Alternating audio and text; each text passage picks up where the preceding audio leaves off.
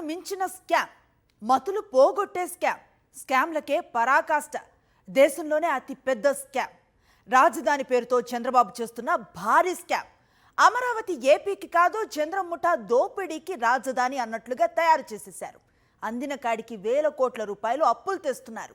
అమరావతి వైపు చూపిస్తూ అడ్డదిడ్డంగా వేల కోట్లు దిగమింగేస్తున్నారు. కమిషన్ల రూపంలో ఏడా పెడా దోచేస్తున్నారు.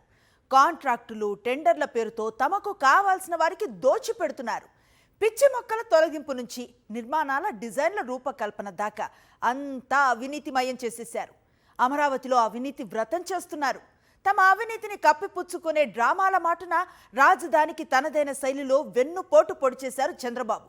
తన అసమర్థతని, అవినీతిని కప్పిపుచ్చుకోవటానికి ఇప్పుడు సరికొత్త డైవర్షన్ డ్రామాలు మొదలుపెట్టారు. దీనిపైనే ఇవాల్టి మ్యాగజైన్ స్టోరీ. అమరావతి కేంద్రంగా సంబరాలు చేస్తోంది చంద్రబాబు ప్రభుత్వం. ఏం సాధించినందుకు?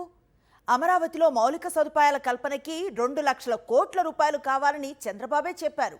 7 ఏళ్లలో ఆయన ఖర్చు పెట్టిందెంతో తెలుసా? కేవలం 8,000 కోట్లు మాత్రమే. మరి 2 లక్షల కోట్లు ఖర్చు చేయాలంటే ఎంత కాలం పడుతుంది? 2 లక్షల కోట్లు ఎక్కడ అప్పు తేవాలి? ఎప్పుడు తీర్చాలి? అమరావతిలో రోడ్లు, డ్రైనేజీ, విద్యుత్ ఏర్పాటుకే దశాబ్దాలు పడుతుందని తేలినందుక ఈ సంబరాలు? భూములిచ్చిన రైతుల బతుకులను వాగులు, వంకల్లోకి నెట్టేసినందుక ఈ సంబరాలు? రైతుల భూములు లాక్కొని 10 ఏళ్లవుతున్నా వాళ్ళకింకా ప్లాట్లు ఇవ్వకుండా నానా పాట్లకు గురి చేస్తున్నందుక ఈ సంబరాలు? సెల్ఫ్ ఫినాన్స్ సిటీ అన్న నోటితోనే ఇప్పుడు మున్సిపాలిటీ అంటూ 5.5 కోట్ల మంది ప్రజల ఆకాంక్షలను వెక్కిరిస్తున్నందుక ఈ సంబరాలు? నోటితో దేవతల రాజధాని అని కీర్తిస్తూ చేతల్లో మాత్రం అవినీతికి కేర్ ఆఫ్ అడ్రస్ గా మార్చినందుక ఈ సంబరాలు? దేవతల రాజధాని అమరావతి అంటూ దాన్ని స్కామ్ల రాజధానిగా మార్చి 5.5 కోట్ల మంది ఏపీ ప్రజలను తనదైన శైలిలో వంచన చేస్తూనే ఉన్నారు చంద్రబాబు. అమరావతిలో తాము చేస్తున్న అవినీతి వ్రతాన్ని కప్పిపుచ్చుకోవడానికే రాజధానికి చట్టబద్ధత పేరుతో డ్రామా చేస్తున్నారు. అమరావతి పేరుతో చంద్రబాబు వేల కోట్ల రూపాయలు అప్పులు చేస్తున్నారు. కానీ అమరావతిలో ఎక్కడ వేసిన గొంగళి అక్కడే ఉంది. అదే సమయంలో నిర్మాణాల పేరుతో వేల కోట్ల రూపాయల దోపిడీ మాత్రం నాన్ స్టాప్ గా సాగుతోంది. ఈ దారుణాలను ప్రశ్నిస్తే వారంతా అమరావతి వ్యతిరేకులంటూ ఎదురుదాడి చేస్తూ అవినీతి వ్రతాన్ని కొనసాగిస్తోంది చంద్రం ముఠా. అమరావతిలో మౌలిక సదుపాయాల కల్పనకి ఎకరానికి 2 కోట్ల రూపాయలు ఖర్చవుతాయని 12 ఏళ్ల క్రితం స్వయంగా చంద్రబాబే చెప్పారు. అంటే రోడ్లు, నీరు, డ్రైనేజ్, విద్యుత్ వసతుల కల్పనకే ఎకరానికి 2 కోట్ల రూపాయలు అవుతాయన్నమాట. ఇప్పుడు 1,00,000 ఎకరాల్లో రాజధాని అంటున్నారు చంద్రబాబు. అంటే మొత్తం 2 లక్షల కోట్ల రూపాయలు ఖర్చు చేయాలి. 2014 నుంచి 29 వరకు, అలానే 2024 నుంచి ఇప్పటిదాకా 7 ఏళ్ల కాలంలో చంద్రబాబు మౌలిక సదుపాయాల కల్పన కోసం చేసిన ఖర్చు ఎంతో తెలుసా? కేవలం 8,000 కోట్ల రూపాయలు. అంటే అమరావతిలో రోడ్లు, డ్రైనేజ్ లాంటి అవసరాల కోసం ఇంకా 1,92,000 కోట్ల రూపాయలు ఖర్చు చేయాలి. అంత మొత్తం ఎక్కడి నుంచి అప్పు తేవాలి? 8,000 కోట్ల రూపాయలు ఖర్చు చేయడానికే 7 ఏళ్ల సమయం తీసుకుంటే మిగిలిన 1,92,000 కోట్ల రూపాయలు ఖర్చు చేయడానికి ఎన్ని దశాబ్దాల సమయం పడుతుంది?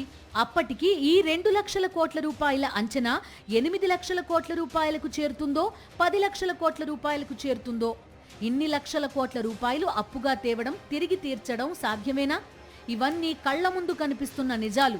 కానీ చంద్రం ముఠా మాత్రం ప్రజల కళ్ళకి ఇంకా గ్రాఫిక్స్ గంతలు కట్టాలని ప్రయత్నిస్తూనే ఉంది.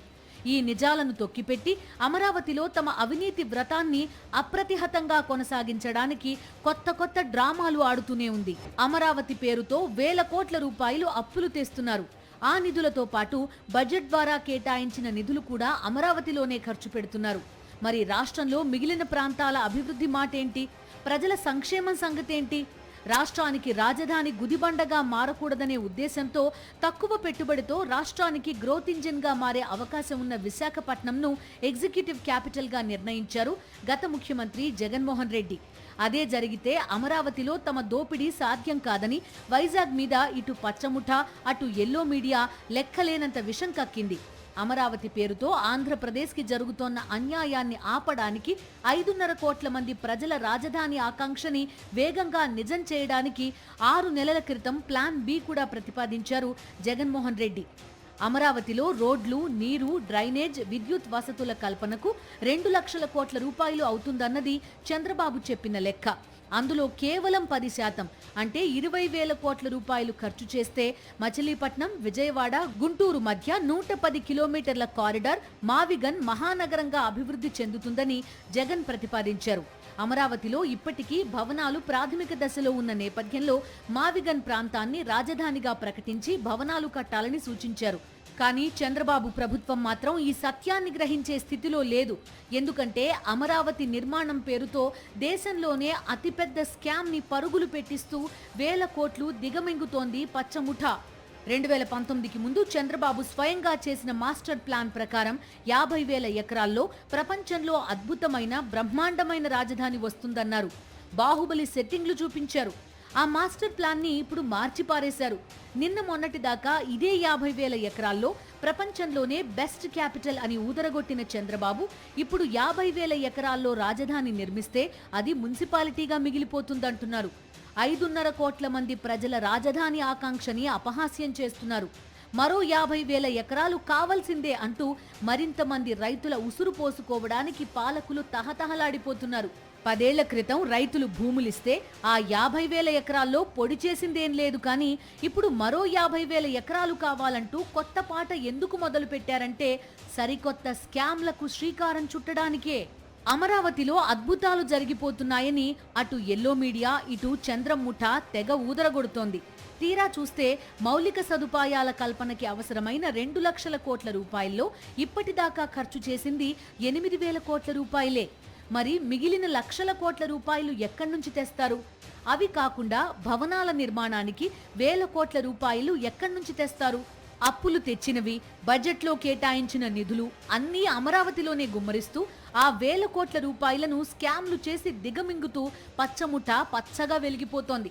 కానీ ఆంధ్రప్రదేశ్ మాత్రం అన్ని రకాలుగా వెనకబడిపోయి ఇంత ఆసరా కోసం దీనంగా చూస్తోంది. ఇప్పుడు రాష్ట్ర వ్యాప్తంగా నాడు నేడు పనులు ఆగిపోయాయి. స్కూళ్లు, హాస్పిటళ్లని పట్టించుకునే నాదుడు లేడు. వసతి దీవెన, ఫీజు రియంబర్స్మెంట్ బకాయిలు పేరుకుపోయాయి. ఈ ఏడాదితో కలిపితే 10,000 కోట్ల రూపాయలు అవసరం. అయితే బడ్జెట్లో విధిల్చింది స్వల్పమే. 1,000 కోట్ల రూపాయలు బకాయిలు పడడంతో ప్రభుత్వంపై నెట్వర్క్ ఆస్పత్రులు ఆగ్రహం వ్యక్తం చేస్తూ పేదలకు ఆరోగ్యశ్రీలో ఉచిత వైద్యం నిలిపివేస్తున్నాయి. రైతులకు సంబంధించి ఏ పంటకు గిట్టుబాటు ధర రావట్లేదు. ప్రభుత్వం జోక్యం చేసుకోవట్లేదు. ఉచిత పంటల బీమా గాలికెగిరిపోయింది. ఆర్బీకేలను నిర్వీర్యం చేశారు. ఈ క్రాప్ ని పట్టించుకోవట్లేదు. ఏడాదికి 1,000 కోట్ల రూపాయల చొప్పున 5 ఏళ్లలో 5,000 కోట్ల రూపాయలు పెడితే పూర్తయ్యే మెడికల్ కాలేజీలను నిలిపేశారు. అసెంబ్లీ బిల్డింగ్ కట్టాలంటే 1,449 కోట్లు కావాలంట. మా రాయలసీమ ఎత్తిపోతల పథకం కట్టేదానికి సరిపోతుంది. అది మా ప్రాంతంలో మా రాయలసీమ అంతా ఈరోజు ఎప్పుడైనా ఆపద వస్తే, ఎప్పుడైనా కృష్ణా నదిలో ప్రవాహం తగ్గిపోతే ఆ జగన్మోహన్ రెడ్డి గారు మొదలుపెట్టేటువంటి ఆ రాయలసీమ ఎత్తిపోతల పథకానికి ఆ డబ్బులు ఇస్తే కన్నా సంపూర్ణంగా సరిపోతుంది. నువ్వు చెప్పినట్టు ఈ 1,00,000 ఎకరాలు డెవలప్ చేసేదానికి ఓన్లీ మౌలికల సదుపాయానికే 2 లక్షల కోట్లు ఖర్చు అయితే 2 లక్షల కోట్లు కాదండి చంద్రబాబు నాయుడు గారు. ఈ రాష్ట్రంలో ఉన్నటువంటి అన్ని సమస్యలు, ప్రాథమిక సమస్యలు, all irrigation projects, all government medical college, అన్ని జిల్లాల్లో ఉన్నటువంటి అన్ని ప్రాబ్లం కావాలంటే 40,000-50,000 కోట్లు ఉంటే చాలయ్యా. 40,000-50,000 కోట్లు ఉంటే అభివృద్ధి అనేది ఈ రాష్ట్రంలో ఉన్నటువంటి ప్రాబ్లమ్స్ అన్నిటి కూడా పారదోలే విధంగా ఈరోజు క్లియర్ చేసేటువంటి అవకాశం పెట్టుకొని 2 లక్షల కోట్లు ఓన్లీ క్యాపిటల్ ఏరియాలో చేస్తావు. ఎవడి సొమ్మిది? ఎక్కడి నుంచి చేస్తావు? ఎవడు కట్టాలి ఈ అప్పులన్నీ? జగన్మోహన్ రెడ్డి పాలనలో అమలైన పథకాలన్నీ రద్దు చేసి పారేశారు. సంస్కరణలకు సమాధి కట్టేశారు. చివరికి చంద్రబాబు ప్రకటించిన సూపర్ 6, సూపర్ 7 హామీలు మోసాలుగా తేలాయి. ఉద్యోగులకు 36,000 కోట్ల రూపాయలు బకాయిలున్నాయి. చంద్రబాబు తన జీవితాంతం అమరావతిలోనే రోడ్లు, కరెంటు, నీళ్లు, డ్రైన్లు కడతారా? వాటిని కట్టడానికి జీవితాంతం అప్పులు చేస్తారా? అంతవరకు రాష్ట్రంలో ప్రజలు ఇబ్బంది పడుతూనే ఉండాలా? ఇలాంటి పరిస్థితుల్లో చంద్రబాబు చెప్పిన 1,00,000 ఎకరాల అమరావతి ఎప్పటికి పూర్తవుతుంది? 2 లక్షల కోట్ల రూపాయలు పెట్టే స్థోమత ఆంధ్రప్రదేశ్ ప్రజలకు ఉందా? ఇలా ఎన్నో ప్రశ్నలు ఏపీ ప్రజానీకాన్ని కలవరపెడుతున్నాయి. ఈ ప్రశ్నలన్నీ వైఎస్ఆర్సీపీ సంధిస్తుందన్న భయంతోనే అసెంబ్లీలో తీర్మానం అంటూ కౌన్సిల్ని పిలవకుండా డ్రామా చేశారు. ఇప్పుడు చట్టబద్ధత సాధించామంటూ అమరావతిని నిర్మించేసినంత హడావుడి చేస్తూ వాస్తవాల నుంచి, తమ అవినీతి నుంచి, అసమర్థత నుంచి ప్రజల దృష్టిని మళ్లించడానికి విఫల ప్రయత్నాలు చేస్తున్నారు. తరతరాలుగా వారసత్వంగా వస్తున్న పొలం, రెక్కలు ముక్కలు చేసుకుని సంపాదించిన పొలం, అది కేవలం ఆస్తి మాత్రమే కాదు, ఆత్మ గౌరవం, కుటుంబ గౌరవం, రేపటికే కాదు వారసుల జీవితాలకు భరోసా. అలాంటి భూమి మీద చంద్రబాబు కన్నుబడింది. భూములిస్తే చాలు కోటీశ్వరులైపోతారు, తరతరాలు కూర్చొని తిన్నా తరగని శ్రీమంతులైపోతారని రైతులను నమ్మబలికారు. మరో 10 ఏళ్లలో అమరావతి లండన్ని మించిపోతుంది, సింగపూర్ని తలదన్నేస్తుందని ఎల్లో మీడియా కల్పిత కథనాలతో ఊదరగొట్టింది. నమ్మి అమరావతికి భూములిచ్చిన పాపానికి ఇప్పుడు అష్ట కష్టాలు పడుతున్నారు వేలాది మంది రైతులు. అటు భూములు పోయాయి, ఇటు ప్రభుత్వం అభివృద్ధి చేసిస్తామన్న ప్లాట్లు ఇవ్వలేదు. అయినా చంద్రముఠ భూదాహం తీరలేదు. మరో 50,000 ఎకరాల మీద వారి కన్నుపడింది. అప్పులతో రాష్ట్రాన్ని ముంచేస్తున్నారు. అవినీతితో ప్రజల రాజధాని ఆకాంక్షలను చిదిమేస్తున్నారు. అమరావతి ప్రాంతంలో ఉండటమే మీకు శాపం అంటూ రైతుల ఉసురు పోసుకుంటున్నారు. చంద్రబాబు ప్రపంచ స్థాయి నగరంగా అమరావతిని నిర్మిస్తా అన్నప్పుడు భూములిచ్చిన రైతులు పొంగిపోయారు.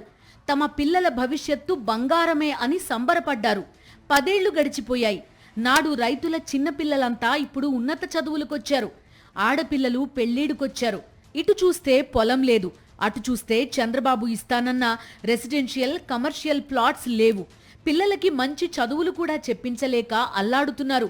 మరోవైపు వర్షం పడితే అమరావతి మునిగిపోతుందన్న నిజాన్ని సోషల్ మీడియాలో చెప్పిన పాపానికి అనేక మందిపై దొంగ కేసులు పెట్టారు, అక్రమ అరెస్టులు చేశారు.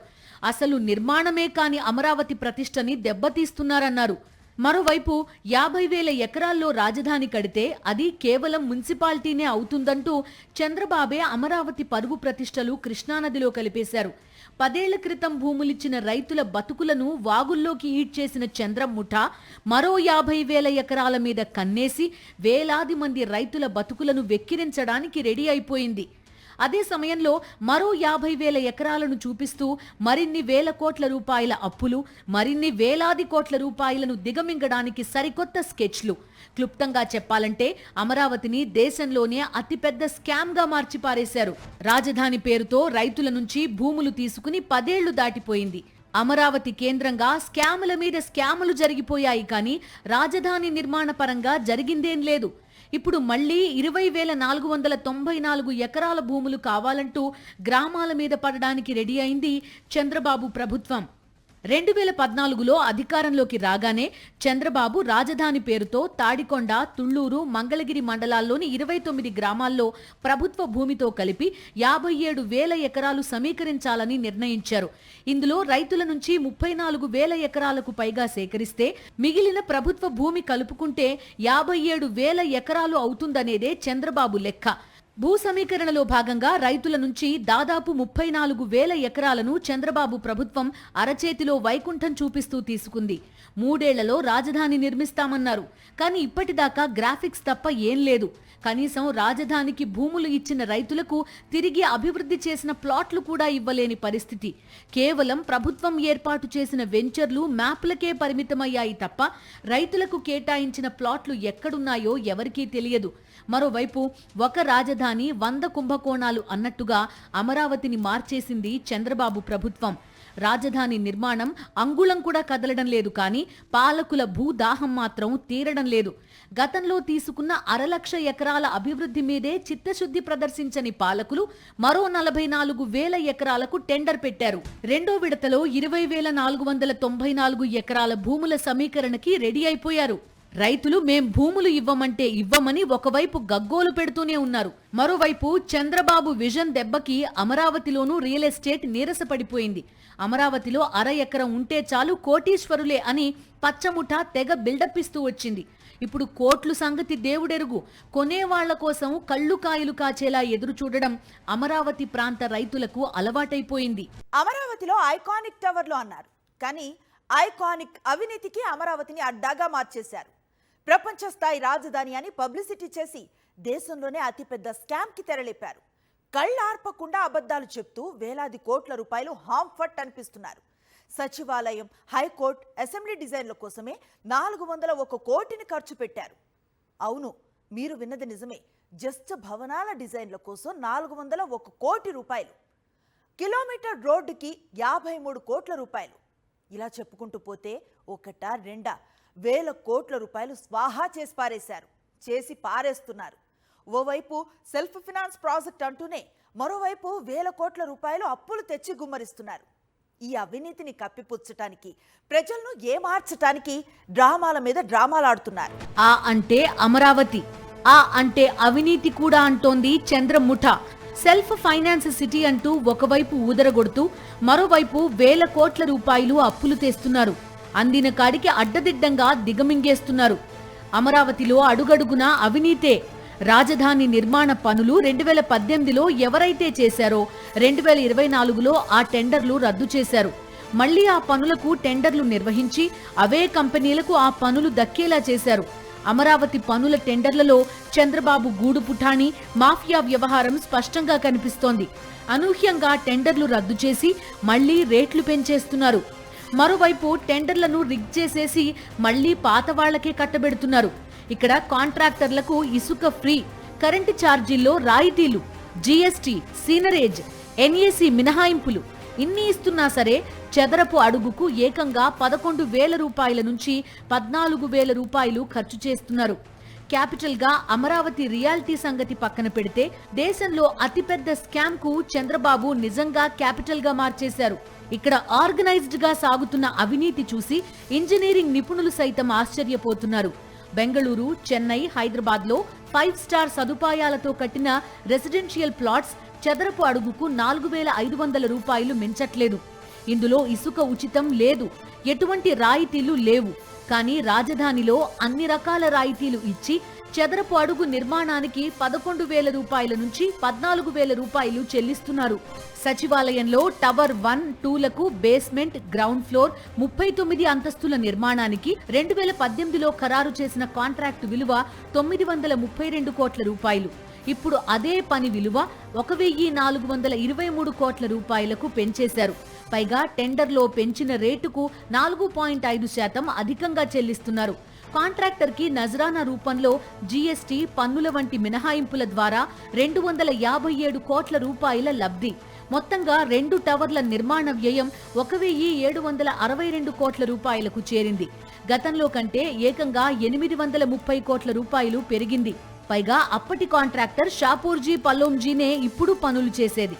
ఇక టవర్ 3, 4 పనులను 2018లో 784 కోట్ల రూపాయలతో కాంట్రాక్ట్ ఇచ్చారు.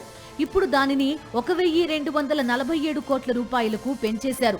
దానిపై మళ్లీ 4.5% అదనంగా కాంట్రాక్టర్కి ఇస్తున్నారు. రాయితీలు మరో 241 కోట్ల రూపాయలు. మొత్తంగా చూస్తే 1,545 కోట్ల రూపాయలు ఖర్చవుతుంది. అప్పుడు కాంట్రాక్టర్ ఎల్ఎన్టీ, ఇప్పుడు వాళ్లే. ఈ పనులన్నింటికీ ఇసుక ఫ్రీ. జీఏడీ టవర్ చూస్తే బేస్మెంట్, గ్రౌండ్ ఫ్లోర్ తో పాటు 49 అంతస్తుల నిర్మాణానికి 2018లో 554 కోట్ల రూపాయలు కాంట్రాక్ట్ ఇస్తే ఇప్పుడు దాన్ని 844 కోట్ల రూపాయలకు పెంచేశారు. ఆ పెంచిన టెండర్ల రేటుపై 4.53% అదనంగా చెల్లిస్తున్నారు. రాయితీల రూపంలో మరో 163 కోట్ల రూపాయలు లబ్ధి. మొత్తం 1,046 కోట్ల రూపాయలకు చేరింది. అప్పుడు కాంట్రాక్టర్ ఎన్సీసీ, ఇప్పుడు వాళ్లే. ఈ 5 టవర్లకు రాయితీలతో కలిపి 4,354 కోట్ల రూపాయలకు కాంట్రాక్ట్ ఇస్తే మళ్లీ దీనికి అదనంగా ఏసీలు, ప్లంబింగ్, ఎలక్ట్రికల్, లిఫ్ట్లు, ఫైర్ పనుల కోసం మరో 2,316 కోట్ల రూపాయలకు టెండర్లు పిలుస్తున్నారు. అన్నీ కలుపుకుంటే 5 టవర్లకు 6,671 కోట్ల రూపాయలు ఖర్చవుతుంది. ఈ ప్రభుత్వ కాంప్లెక్సుల్లో మౌలిక వసతుల కోసం 1,053 కోట్ల రూపాయలు చెల్లిస్తోంది.